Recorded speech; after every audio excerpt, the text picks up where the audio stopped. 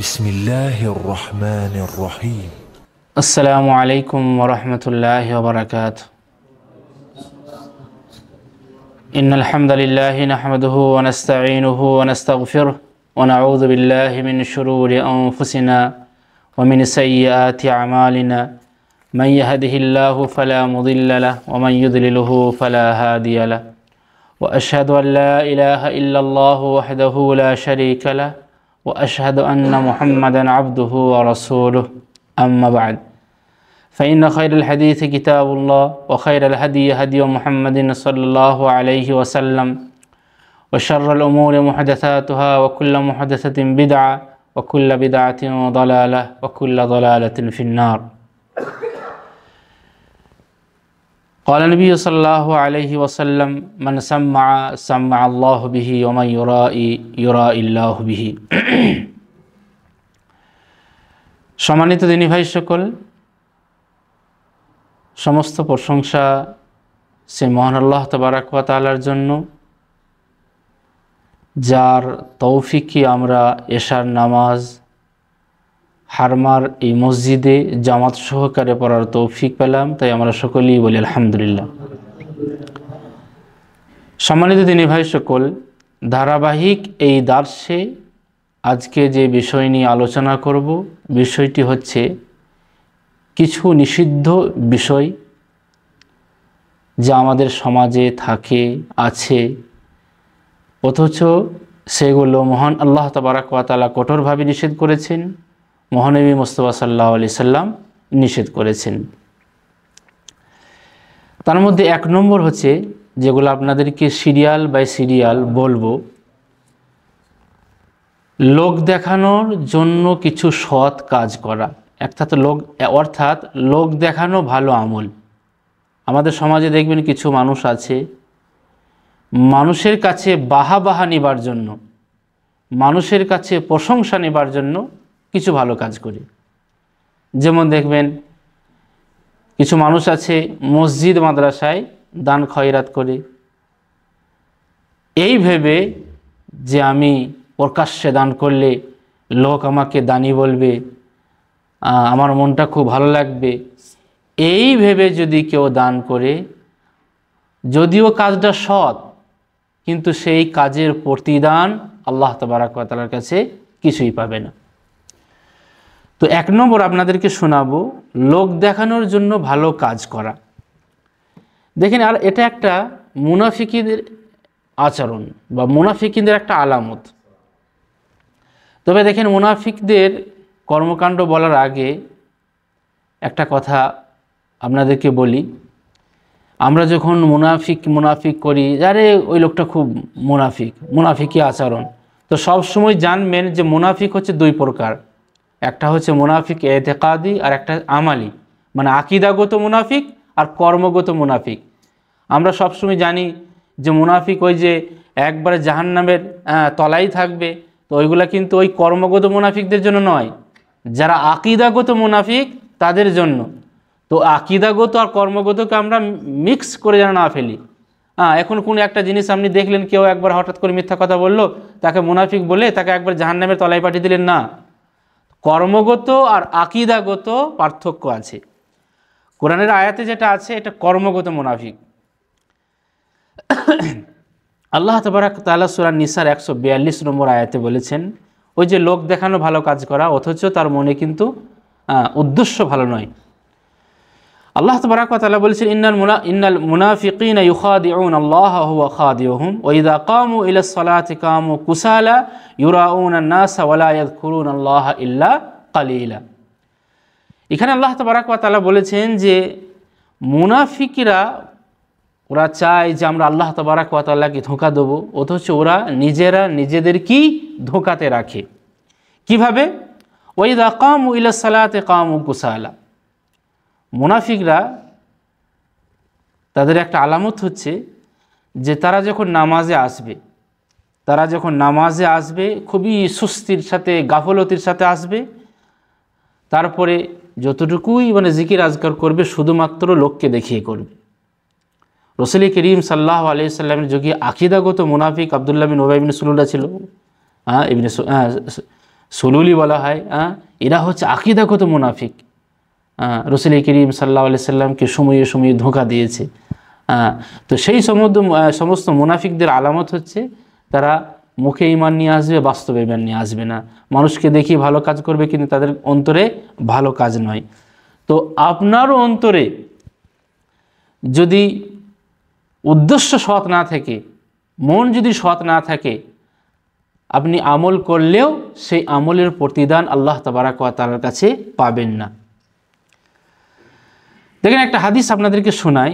এই যে আপনার প্রকাশ্যে মানুষকে দেখিয়ে কাজ করা আর মানুষের কাছে প্রশংসা করা, এগুলো কত যে ডেঞ্জার, কত যে বিপজ্জনক আপনার আমলের জন্য, হাদিসগুলো শুনলে আপনি বুঝতে পারবেন। মাহমুদ বিন লাবিদ রাদিয়াল্লাহু তাআলা আনহু থেকে বর্ণিত, উনি বলছেন, খারাজান নবী সাল্লাল্লাহু আলাইহি ওয়াসাল্লাম, রাসূল করিম সাল্লাল্লাহু আলাইহি ওয়াসাল্লাম একবার বের হলেন। ফাকাল, তারপর রাসূল করিম সাল্লাল্লাহু আলাইহি ওয়াসাল্লাম বললেন, আইয়ুহান নাস, হে লোক সকল, ইয়াকুম ওয়া শিরকাস সারাইর, তোমরা গুপ্ত শিরকে থেকে বেঁচে থাকো। দেখেন, গুপ্ত শিরক। তো কালু ইয়া রাসূলুল্লাহ, সাহাবায়ে কেরামরা বললেন, হে আল্লাহর রাসূল, গুপ্ত শিরক আবার কি? তো ওমা শিরকুস সারাইর, গুপ্ত শিরক কি? কাল, রাসূল করিম সাল্লাল্লাহু আলাইহি ওয়াসাল্লাম বললেন, ইয়াকুমুর রাজুল ফায়ুসাল্লি, একটু ভেবে দেখবেন যে এটা আমার মধ্যে আছে কিনা। সব নিজে নিজে, আমি কাউকে বলতে পারবো না, আমি আমার নিজেরটা দেখব। আপনারাও নিজেকে দেখে নেবেন, চিন্তা করে যে এটা আমার মধ্যে আছে কি না, যেটা হাদিসে রাসূল বলেছেন যে গুপ্ত শিরক আসলে কি। ইয়াকুমুর রাজুল ফায়ুসাল্লি, মানুষ এলো, দাঁড়িয়ে নামাজ পড়লো, ফায়ুজাইয়িনু সালাতাহু, নামাজটাকে খুবই সুন্দর করে তুললো, খুবই সুন্দরভাবে নামাজ পড়লো, জাহিদান লিমা ইয়ারা মিন নাযারিন নাস ইলাইহি, শুধুমাত্র লোককে দেখাবার জন্য, মানুষকে দেখাবার জন্য। ফাযালিকা শিরকুস সারাইর, এটাই হচ্ছে গুপ্ত শিরক। আপনার বাইহাকিতে হাদিসটা আছে, ইবনে খুজাইমার 937 নম্বরে। এখন এই হাদিসটাকে লক্ষ্য রেখে আপনি এবারে চিন্তা করে দেখুন যে আমার কখনো কখনো কি নামাজ মানুষকে দেখাবার জন্য হয় না? আমি কি কখনো কখনো নামাজ আল্লাহর জন্য না পড়ে কোনো মানুষকে খুশি করার জন্য পড়ি না? এটা শুধু এবারে আপনি ভেবে দেখবেন। আপনার কাছে আপনার কফিল আছে, এখন আপনি লম্বা করে নামাজ পড়ছেন, সুন্দর করে নামাজ পড়ছেন, এই ভেবে যে কমসে কম কফিল দেখুক আর খুশি হোক। অথচ আপনি সেই নামাজটাই অন্য কোনো সময়ে 2 মিনিটে 3 মিনিটে শেষ করে দেন। আপনি এক নামাজ, উদাহরণস্বরূপ জোহরের আপনি এসে 2 রেখাত করে 4 রেখাত নামাজ পড়বেন, খুবই দ্রুতর সাথে আপনি নামাজ পড়েন, অথচ সেই নামাজকে অন্য এক সময়ে 3 মিনিটে শেষ করতেন, সেই নামাজটাকে আপনি 6 মিনিট 7 মিনিট শেষ করছেন। কারণ কি? নিশ্চয়ই কারণ আছে। কারণ হচ্ছে যে আপনি হয়তো কাউকে দেখাবার জন্য, কফিলকে হোক বা কোনো গণ্যমান্য ব্যক্তি আছে, আপনার দিকে তাকিয়ে আছে, আপনি তখন খুবই সুন্দর করে নামাজ পড়ছেন, না, সেই নামাজের ফল আপনি পাবেন না। কেননা সেই নামাজটা আপনি আল্লাহ তাবারাক ওয়া তাআলাকে সন্তুষ্ট করার জন্য পড়েন নাই, মানুষকে সন্তুষ্ট করার জন্য পড়েছেন। সেই নামাজের ফল আপনি পাবেন না। কষ্ট করলেন কিন্তু আমলনামাতে সিফার হয়ে গেল সেই আমলটা। আপনাকে আর একটা উদাহরণ দিই। আমরা যখন গ্রামে থাকি তখন ভালোভাবে আমরা মসজিদে যাই না, অথচ যখন দেখবেন শ্বশুর বাড়ি যায়, শ্বশুর গ্রামে যায়, তখন আমরা 5 ওয়াক্ত নামাজ শ্বশুর গ্রামের জুমার মসজিদে পড়ি। আর হুজুরকে, ইমাম হুজুরকে কত যে প্রশ্ন করি, ইমাম হুজুরই পেরেশান হয়ে যায়। আর যখন আবার গ্রামে আসি তখন নামাজ ভুলে যাই। কেন? নিশ্চয়ই এর কারণ আছে। আপনি এই ভাবছেন যাতে করে সেই গ্রামের লোকেরা এটা বলে যে এমকের জামাই মাশাআল্লাহ কত সুন্দর জামাই পেয়েছে গো, 5 ওয়াক্ত নামাজ পড়তেছে, আর মাসলা মাসাইল জিজ্ঞেস করছে। অথচ আপনি নিজের গ্রামের ইমামকে একটাও মাসলা জিজ্ঞেস করেন না, সঠিকভাবে আপনাকে ইমাম চেনেই না, আপনি মসজিদই আসেন না। এটাই হচ্ছে গুপ্ত শিরক। আপনি কষ্ট করে সেই নামাজগুলো তো পড়লেন, কিন্তু সেই নামাজের ফল আপনি পাবেন না। কেননা সেটা আল্লাহ তাবারাক ওয়া তাআলাকে রাজি খুশি করার জন্য হয় নাই, মানুষকে রাজি খুশি করার জন্য হয়েছে। আর এই ধরনের মুসল্লিদের জন্য আল্লাহ তাবারাক তাআলা ওয়াইল জাহান্নাম রেখেছেন। আমরা সূরা মাউন পড়ি, আরাইতাল্লাযী ইউকাযযিবু বিদ্দিন প্রায় সবারই মুখস্থ আছে। সেখানে একটি আয়াত আছে ফাওয়াইলুল লিল মুসাল্লিন, তারপরে আল্লাযীনা হুম আন সালাতিহিম সাহুন আল্লাযীনা হুম ইউরাউন। দুর্ভোগ ওই মুসল্লিদের জন্য, দুর্ভোগ ওই মুসল্লিদের জন্য, ওয়াইল জাহান্নাম ওই মুসল্লিদের জন্য, সব মুসল্লিদের জন্য নয়। কাদের? আল্লাযীনা হুম আন সালাতিহিম সাহুন, যারা নামাজে খুবই উদাসীন, যারা খুবই গাফেল। এই ফজরের নামাজ হচ্ছে, ইমাম তো লম্বা কিরাত করবে, ঘরে বসে থাকি, যখন সেই কিরাত শেষ হবে লাস্টের রুকুটা ছুটে গিয়ে ধরবো, তারপরে সালাম যেই মাত্র ফেরা হয়ে যাবে আবার চট করে উঠে চলে আসবো। ওই যে মুনাফিকের আলামত, যে কামু কুসালা ইউরাউন নাস ওয়ালা ইয়াযকুরুনাল্লাহ ইল্লা কালিলা, গাফলতির সাথে আসবে, সামান্য কিছু থেকে আবার চট করে চলে যাবে। আল্লাযীনা হুম ইউরাউন, দেখেন দুর্ভোগ ওই জাহান্নাম ওই মুসল্লিদের জন্য, ওয়াইল জাহান্নাম ওই মুসল্লিদের জন্য যারা সুস্থির সাথে উদাসীনতার সাথে নামাজ পড়ে, আল্লাযীনা হুম ইউরাউন, আর যারা মানুষকে দেখিয়ে নামাজ পড়ে, মানুষের কাছে ভালো হওয়ার জন্য নামাজ পড়ে, তাদের জন্য দুর্ভোগ, তাদের জন্য ওয়াইল জাহান্নাম। অতএব আপনি আমল করেন, একটু কম আমল করেন, সমস্যা নাই। ফরজ বাদ দিন, যে নফল সুন্নাহ আছে কম আমল করেন, কোনো সমস্যা নাই, কিন্তু সেই আমলের ভেতরে যেন রিয়া না থাকে। এই গুপ্ত শিরক রিয়া, মানুষকে দেখিয়ে রিয়া যেন না থাকে। কেননা কোনো আমলে যখন রিয়া থাকবে, সেই আমলটা আপনি কষ্ট করে করলেন কিন্তু সেই আমলের ফল পাবেন না। আমাদের অনেক ভাইরা দেখেন, একটা হাদিস আপনাদের শোনাই, তারপরে ব্যাখ্যাটা করব। রাসূলুল্লাহ সাল্লাল্লাহু আলাইহি ওয়াসাল্লামের হাদিস, বুখারীর 6499 নম্বর এবং মুসলিমের 7667 নম্বরে রসুল বলেছেন, মান সাম্মা সাম্মা আল্লাহু বিহি ওয়া মা ইউরা ইল্লাহু বিহি। হাদিসটি বর্ণনা করেছেন সাহাবী জুনদুম বিন জুনাদা, আবু যার। রাসূলুল্লাহ সাল্লাল্লাহু আলাইহি ওয়াসাল্লাম বলছেন, যে ব্যক্তি প্রসিদ্ধ হওয়ার জন্য, ফেমাস হওয়ার জন্য ভালো কোনো কাজ করলো, আল্লাহ তাবারক ওয়া তাআলা কিয়ামতের দিনে সমস্ত মানুষের সামনে তাকে প্রসিদ্ধ করে দেবে। এবং আল্লাহ তাবারক ওয়া তাআলা বলবে যে তুমি তো প্রসিদ্ধ হয়ে গেছো, তুমি যে ভালো কাজটা করেছিলে, তার জন্য তুমি খ্যাতি অর্জন করেছো, মানুষ তোমাকে জেনেছে, শুনেছে, মানুষের কাছে থেকে তুমি প্রশংসিত হয়েছো, মানুষ প্রশংসা করেছে, আর তুমি নিজেকে খুবই বড় মনে করেছিলে, তোমার অন্তর ফুলে ফেঁপে লাল হয়ে গিয়েছিল, দুনিয়াতে পেয়ে গিয়েছো, আখিরাতে তুমি কিছুই পাবে না। অন্য এক হাদিসে আছে, সেই ব্যক্তিকে টেনে হিজড়ে জাহান্নামে নিক্ষেপ করা হবে, সমগ্র মানুষের সামনে তাকে জলিল করা হবে, তাকে ঘৃণিত করা হবে। সম্মানিত দিনী ভাই সকল, আপনি চিন্তা ভাবনা করবেন যে আমার আমলে বিন্দু পরিমাণ রিয়া তো নেই, লোক দেখানো তো নাই। দেখেন অনেক সময় আমাদেরকে ফোন করে, কোন সাদিক ফোন করলো, কেউ ফোন করলো, সালাম আলাইকুম, কেমন আছো, কি করছো? আপনি তো বলতে পারেন ওয়ালাইকুম সালাম, আলহামদুলিল্লাহ ভালো আছি, এই তো বসে আছি। কিন্তু আপনি টেনে আসছেন, এই তো জোহরের নামাজ পড়ে একটু কোরআন পড়ে বসে আছি। সে তো আপনাকে জিজ্ঞাসা করে নেয় যে আপনি কোরআন পড়লে কি না, আপনি কোরআন পড়লেন কি না, নামাজ পড়লেন কি না। তো এইগুলা যে বলছেন, আমি ফতোয়া দিচ্ছি না, বাস আপনি চিন্তা করবেন যে আসলে আমার বলার উদ্দেশ্যটা কি ছিল। এটা আপনিই বলতে পারবেন যে আমার এই আমলটা রিয়া হচ্ছে কিনা।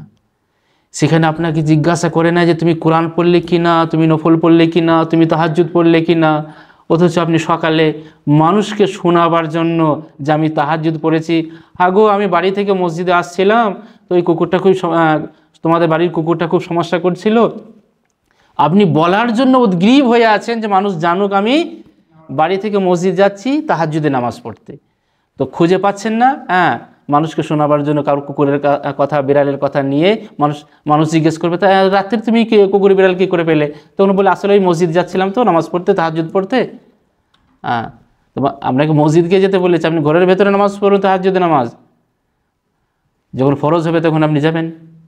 অতএব আমি বলবো না, আপনি চিন্তা করবেন, মানুষ চিন্তা করলেই বুঝতে পারবে যে আমার এই আমলটার ভেতরে লোক দেখানো আছে কি না, রিয়া আছে কি না।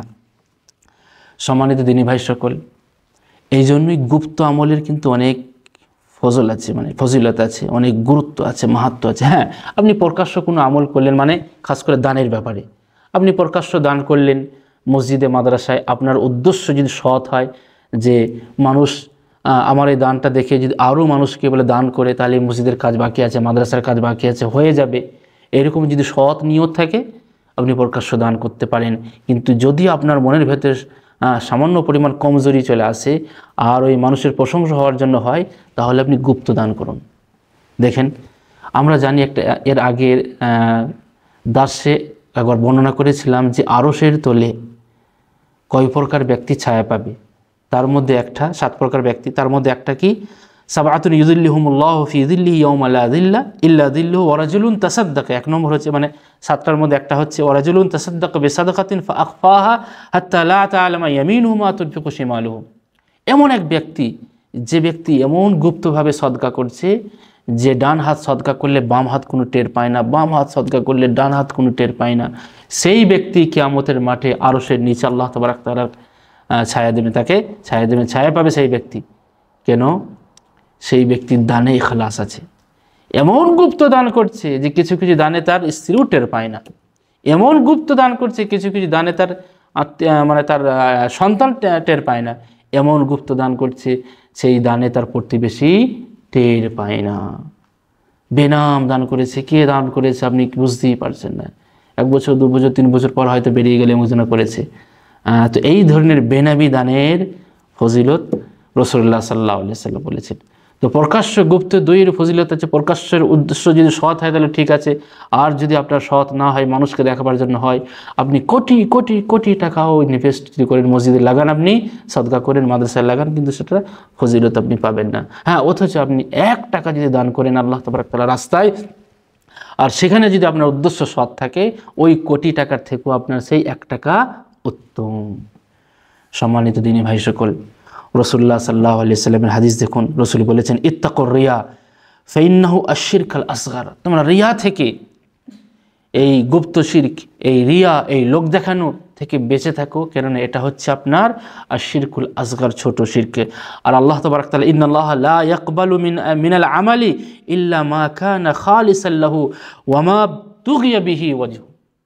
আর আল্লাহ তাবারক তাআলা আপনার কোনো আমল কবুল করবেন না যতক্ষণ পর্যন্ত সেই আমলে ইখলাস থাকবে, লিল্লাহিয়াত থাকবে, আল্লাহ তাবারক ওয়া তাআলাকে রাজি ও খুশি করার জন্য থাকবে।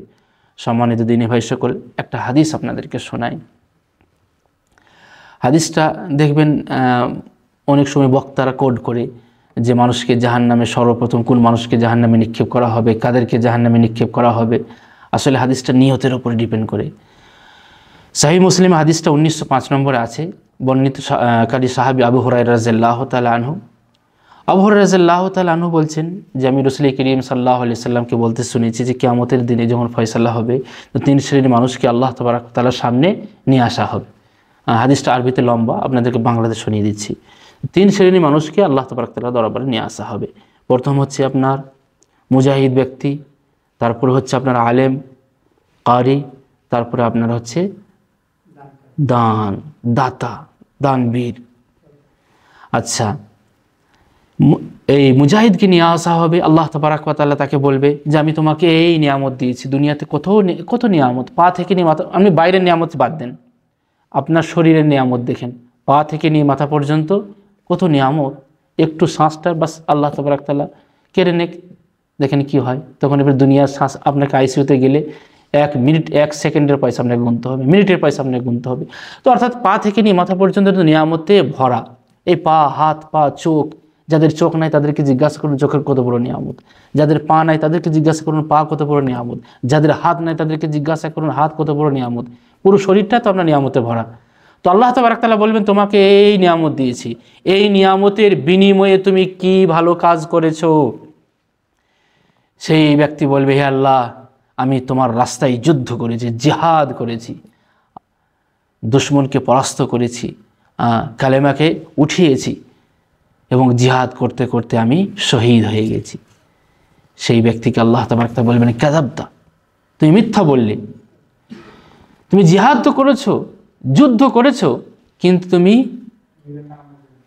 নাম নেওয়ার জন্য যুদ্ধ করেছো, যাতে করে বলে কমান্ডার, মুক্তিযোদ্ধা, যুদ্ধ করেছো, জিহাদ ফি সাবিলিল্লাহ করেছো, তোমার ভেতরের নিয়ত সাফ ছিল না, তোমার নিয়ত সাফ ছিল না। আর নিয়ত সাফ না থাকার কারণে তুমি যার জন্য যুদ্ধ করেছো তার খ্যাতি দুনিয়াতে পেয়ে গেছো। তোমাকে বীর যোদ্ধা বলেছে, বীর মুজাহিদ বলেছে, মুক্তিযোদ্ধা বলেছে। যাও দুনিয়াতে পেয়ে গেছো, আখেরাতে আর কিছুই তুমি পাবে না। মালাইকাদেরকে আল্লাহ তাবারক তাআলা বলবে, যাও এই ব্যক্তিকে টেনে হিঁচড়ে উবুর করে জাহান্নামে নিক্ষেপ করো, তাকে ওইভাবেই জাহান্নামে নিক্ষেপ করা হবে। আল্লাহ আল্লাহ, মুজাহিদের কত ফজিলত, জিহাদ ফি সাবিলিল্লাহ কত ফজিলত, খাস করে দুনিয়ার বুকে যদি কালেমাকে বুলন্দ করার জন্য, কালেমাকে উঁচু করার জন্য যারা জিহাদ করেছে, আল্লাহ আল্লাহ আকবার, তাদেরকে মৃত্যু বলা যাবে না, তারা জীবিত, আল্লাহ তাবারক তাআলা বেশি ভালো জানেন। তাদেরকে রিজিক দেওয়া হয়, অথচ সেই মুজাহিদ ব্যক্তিকে জাহান্নামে যেতে হচ্ছে একটা কারণে, তার নিয়ত সাফ ছিল না। তারপরে দেখেন দ্বিতীয় ব্যক্তি, আমাদের মতন আলেম ফাজেল কারি, এদেরকে আল্লাহ তাবারক তাআলা দরবারে পেশ করা হবে ওই আগের মতনই, তোমাকে কতই নিয়ামত দেওয়া হয়েছে, সেই নিয়ামতের বিনিময়ে তুমি কি ভালো কাজ করেছো। সেই ব্যক্তি বলবে, সেই আলেম কারি হুজুর বলবে, হে আল্লাহ, তোমার দরবারে আমি দাওয়াতি কাজ করেছি, কোরআন পড়েছি, কোরআন শিখিয়েছি, মানুষকে দিনের দাওয়াত দিয়েছি। আল্লাহ তাবারক তাআলা ওই আগের মতনই কাযাবতা বলবেন, যাও তুমি মিথ্যা কথা বললে, তুমি কোরআন পড়েছো, কোরআন শিখিয়েছো যাতে করে আমাকে কারি বলুক, তুমি আলেম হয়েছো, দাওয়াতি কাজ করেছো, মানুষ যাতে করে দায়ী বলুক। এই প্রশংসিত হওয়ার জন্য, প্রশংসা করাবার জন্য, প্রশংসা নেবার জন্য তুমি আলেম হয়েছিলে, তুমি কারি হয়েছিলে, আর প্রশংসা তোমার দুনিয়াতে হয়ে গেছে, আখিরাতে তুমি কিছুই পাবে না। ওই আলেমকে, ওই কারিকে, ওই হুজুরকে টেনে হিঁচড়ে জাহান্নামে নিক্ষেপ করা হবে। আল্লাহ আল্লাহ। আল উলামা ওয়ারাসাতুল আম্বিয়া, আলেমরা নবীদের ওয়ারিস, নবীর আসার রাস্তা বন্ধ হয়ে গেছে। খাতামুল আম্বিয়া মুহাম্মদুর রাসূলুল্লাহ সাল্লাল্লাহু আলাইহি সাল্লাম, সেই মুহাম্মদুর রাসূলুল্লাহ সাল্লাল্লাহু আলাইহি সাল্লামের মিশনকে কারা নিয়ে যাচ্ছে, আর কারা নিয়ে যাবে কিয়ামত পর্যন্ত? এই আলেম ওলামারা। বাস্তবে যদি আল্লাহ তাবারক ওয়া তাআলাকে ভয় করে, কারা ভয় করে? আলেম ওলামারা। ইন্নামা ইয়াখশাল্লাহু মিন ইবাদিহিল উলামা, ইন্নামা ইয়াখশাল্লাহু মিন ইবাদিহিল উলামা। যে বাস্তবে যদি কেউ আল্লাহ তাবারক ওয়া তাআলাকে ভয় করে, এই আলেম সম্প্রদায়ের আল্লাহ তাবারক ওয়া তাআলাকে ভয় করে, অথচ সেই আলেমকে জাহান্নামে নিক্ষেপ হতে হচ্ছে একটা কারণ কি? তার ভেতরে নিয়ত সাফ ছিল না। তারপরে দেখেন আজকে যেটা মেন বিষয়, দান খয়রাত, এক কথায় আপনার প্রকাশ্যে কাজ করা। সেই দানবীরকে, সেই দাতাকে আল্লাহ তাবারক ওয়া তাআলা দরবারে নিয়ে আসা হবে। ওই আগের মতনই আল্লাহ তাবারক ওয়া তাআলা বলবেন, তোমাকে নিয়ামত দেওয়া হয়েছে, সেই নিয়ামতের বিনিময়ে তুমি কি ভালো কাজ করেছো। সেই দানবীর, সেই দাতা আল্লাহ তাবারক ওয়া তাআলাকে বলবেন, হে আল্লাহ, তোমার এমন কোনো রাস্তা নাই, ভালো রাস্তা নাই যে রাস্তায় আমি দান করি নাই। মসজিদ বানিয়ে দিয়েছি, মাদ্রাসা বানিয়ে দিয়েছি, ইয়াতিমের দেখাশোনা করেছি, বিধবা মেয়েদের দেখাশোনা করেছি, কতই না ভালো কাজ করেছি। আল্লাহ তাবারক ওয়া তাআলা বলবেন, কাযাবতা, তুমি মিথ্যা কথা বললে। তুমি দান করেছো, মসজিদ বানিয়েছো, মাদ্রাসা বানিয়ে দিয়েছো, সব কিছু করেছো, ইয়াতিমদের দেখেছো, বিধবা মেয়েদের দেখেছো, গরিবদের দেখাশোনা করেছো, সব কিছু করেছো, কিন্তু তোমার দেখার মধ্যে ত্রুটি ছিল, সেটা হচ্ছে কি? লোক দেখান। এই লোক দেখানোর ফলে তোমার মসজিদ বানিয়ে দেওয়া বৃথা হয়ে গেল, মাদ্রাসা বানিয়ে দেওয়া বৃথা হয়ে গেল, এই ভালো ভালো কাজ করা সব তোমার নষ্ট হয়ে গেল। সেই দাতাকে, সেই হাতিম তাইকে, সেই দানবীরকে আল্লাহ তাবারক ওয়া তাআলা জাহান্নামে নিক্ষেপ করার আদেশ দেবেন। সম্মানিত দিনী ভাই সকল, তাহলে বুঝতে পারলাম যে লোক দেখিয়ে আপনি যদি কোনো ভালো কাজ করেন, সেই ভালো কাজের প্রতিদান আল্লাহ তাবারক ওয়া তাআলার কাছে পাবেন না। আপনি মসজিদে, মাদ্রাসায় টাকা দিলেন, সেই টাকা দেওয়ার নিয়ত যদি সাফ থাকে, ইখলাস যদি ঠিক থাকে, আল্লাহকে রাজি ও খুশি করার জন্য যদি হয়, 1 টাকা দিলেও তার বিনিময় আল্লাহ তাবারক ওয়া তাআলার কাছে পাবেন। আর নিয়ত যদি ঠিক না থাকে, কোটি কোটি টাকা ঢেলে দিলেও আপনি পাবেন না। আমাদের অনেক ভাইরা আছেন, দেখবেন ওয়াজের মজলিসে যখন কিছু ওয়াইজিন হুজুররা টান দিয়ে, সুর দিয়ে কেউ 5,000 টাকা দিলে তার জন্য দোয়া করে দেয়। কারো যদি ছুটে যায় দোয়া, তখন সে আবার রেগে যায়, আরে আমি টাকা দিলাম, আমার জন্য দোয়া করলো না, আমি বেশি দিলাম, আমার একটু কম করলো। আল্লাহ আল্লাহ, এই ধরনের দাতাদের আল্লাহ তাবারক ওয়া তাআলা তার দান কবুল করবেন কি না, আল্লাহ তাবারক তাআলা ভালোই জানেন। আল্লাহ তাবারক তাআলা আমাদেরকে বোঝার তৌফিক দান করুন, সঠিকভাবে আমরা ইলম অর্জন করতে পারি সেই তৌফিক আমাদেরকে দান করুন। ওয়া আখিরু দাওয়ানা আনিল হামদুলিল্লাহি রাব্বিল আলামিন। আসসালামু আলাইকুম ওয়া রাহমাতুল্লাহি ওয়া বারাকাতুহু। সকলকে অসংখ্য ধন্যবাদ ভিডিওটি দেখার জন্য। সকলেই ভিডিওটি দেখবেন, শেয়ার করবেন এবং যেটা আমাদের দাওয়াতি চ্যানেল দাওয়া আল মাজমা, এই চ্যানেলটিকে সবাই বেশি বেশি করে সাবস্ক্রাইব করবেন, যাতে করে আমাদের সমস্ত ভিডিও যা কিছু আমরা রেকর্ডিং করব, আপলোড করব, আপনাদের কাছে যাতে করে তাড়াতাড়ি পৌঁছে যায়।